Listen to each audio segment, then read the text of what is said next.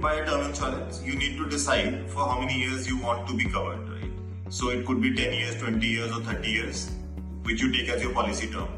If you take a regular term plan, what happens is that whatever policy term you have chosen, it is 20 years or 30 years, you continue to pay premiums for those many years and continue to be covered for those many years. However, with limited pay, what you can do is, let's say you're choosing a policy term of 30 years, that I want to be covered for the next 30 years, right? But you can choose to pay for only next 5 or 10 years. Why would you do that? So one, obviously, if you want to wrap up paying your premium sooner, that helps in that, right? You can pay your premiums in the next 5 to 10 years, but still enjoy the coverage for the next 30 years, right? Secondly, paying sooner gives you hefty discounts also. So I'll give you an example, right? If I take a term plan which is costing me 1000 dirhams a year for the next 30 years.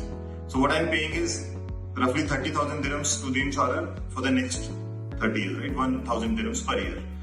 But if I choose to convert it into a limited pay, what would mostly happen is, let's say I choose a payment term of 5 years, but my policy term still remains 30 years, right?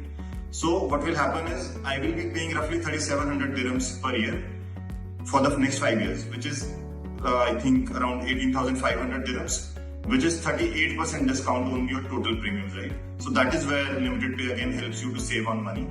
These are the major reasons why I think I would recommend anyone to buy a limited pay term insurance.